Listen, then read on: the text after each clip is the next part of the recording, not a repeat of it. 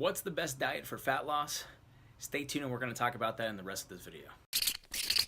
What's up everyone, Eric Bowling here. Happy Halloween, and in today's episode number 4 of Truth Talk, we're going to go into what the best diet for fat loss is. So what is the best diet for fat loss? Well, many of you have just seen the recent transformation photo that I have posted for one of my clients. You can see it here, and that can be accomplished in 18 weeks. Now, one of the things that you see is that his weight didn't change at all, but you can see how low his body fat percentage actually got. So what we aimed for is something known as body recomposition.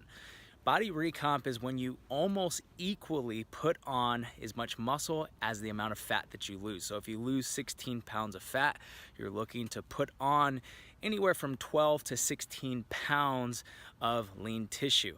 Now, that is pretty difficult to accomplish, but it is possible.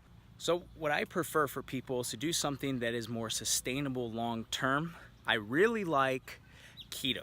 I've been really fascinated with keto for some time because I believe keto is the best diet for fat loss. So you can see the video that I posted here, and I talk about 5 things that I hate about keto, 5 things that I love about keto.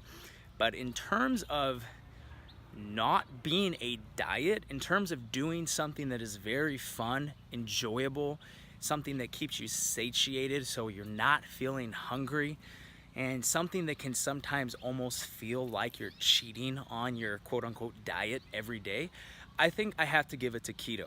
I have to give it to keto. But once again, I'm going to go ahead and say something about keto, and that is that about 99% of people do not do a keto diet right. So what I do for people is something known as like a modified keto diet. I don't really have a name for it. It's more of like, it's a mixture of paleo mixed with keto, mixed with primal eating, mixed with a little bit of veganism. And what I mean by that is think about keto plus being a vegan. And my mentor, Charles Poliquin, had said, eat like a vegetarian, just add meat. And that's kind of the approach that I take. Well, I don't necessarily teach people how to eat paleo. I still believe to this day, after all my extensive amounts of research with being in the trenches and actually working with real people and seeing what works best for them, if we're talking about what is the most sustainable diet to do, something that can be viewed as a lifestyle eating pattern or a nutritional approach that is long-term, that's fun, that's enjoyable, where you don't need to track calories, where you don't need to track your macros, where you don't need to necessarily be weighing your food, looking at the grams, looking at the ounces, I have to give it to a primal style eating pattern, because that is more intuitive to the body, because that is what we evolved on. We didn't evolve on carbohydrates. That's just the sad truth. Carbohydrates came very, very later in the game of human civilization with agriculture. The other thing to remember is that there's a lot of studies done on skeletal remains found in Egypt. People that had access to grains and carbohydrates, and when they look at their bones, when they look at their teeth, they find that these people who are consuming grains, who are consuming carbohydrates, had a lot more disease than other people who didn't have access to agriculture or who didn't consume mass amounts of carbohydrates during that time window. So where does this leave me and where does this leave you? And let's get to the point in terms of what is the best diet. Well, of course, the best one is going to be one that is sustainable for you long term. You have to find something that's going to work for you, something that's going to be realistic for you.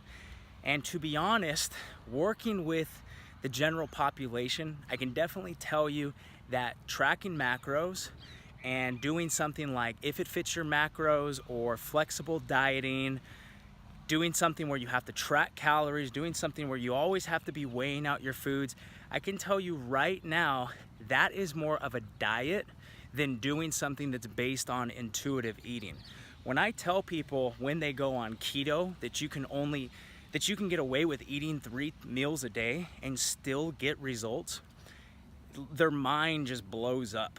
So if we're to talk about what is the best diet that doesn't feel like a diet, that can produce results in about 80% of the population, because once again, there are going to be some genocodes or genotypes, I should say, that do not do well with the keto diet.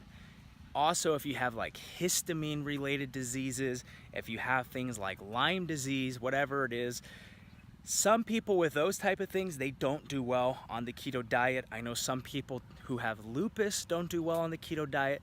So there are some exceptions to the rule. But for the most part, I would say 80% of the population can follow a keto style diet, a modified keto style diet, and get real results. They can see continual fat loss. You don't have to focus on meal prepping. You can get away with 2 to 3 meals a day, and you'll never feel hungry, and it won't feel like you're on a diet. In the majority of studies, you cannot argue with the fact that when they compare all diets, whether it's low carb, high fat, whether it's low fat, high carb, the biggest determining factor in whether or not people see fat loss is going to be when protein intake is matched. So what does that mean? Well, as long as you're eating protein, as long as you're hitting your protein intake, as long as you're consuming a large amount of protein, you will be losing fat regardless of what diet you're on. So there's no superiority when it comes to keto besides the fact that you can get away with not being as hungry, and because you're not necessarily spiking your blood sugar throughout the day with all those extra meals, you're not going to be running into the problem of having any type of insulin related issues. What that's going to do is that's going to keep you satiated for a little bit longer, but it can also make you hyper insulin sensitive in the long run, so that if you ever do decide to add carbohydrates back in, your nutrient partitioning, which means that the food you consume is going to be going to muscle, not to fat, you're going to have your body will have a better ability for nutrient partitioning. So where does this leave you? Because of course we all want to know, well, what do we do? How do we start a keto diet? How do we begin on something? So what I've put together for you in the link below is a quick start guide to getting started with a modified keto diet. So you can go ahead and click the link that I have at the bottom of this video or on the page below in the about section in the description, and there's a link that'll take you to a free guide I've created for you on how to get started with a modified keto diet. So a lot of people think that they can just eat endless amounts of bacon, snack on pork rinds, and that they'll be okay, and just they'll pee on their little strip, and as long as they're in ketosis, that they're fine. And sad but not true. Okay, it's not the case. You need to be focusing on your gut microbiome. You need to be focusing on your health, getting your micronutrients in. You still need to be making sure you're hitting your fiber intake. So we want a modified keto approach. We don't want a traditional keto approach, because that doesn't work long term. It's not good for your health. So the guide that I created for you is a way to start a modified keto diet, and it's yours for free. So just click the link below and you can get access to that. And until then, I will see you guys next time.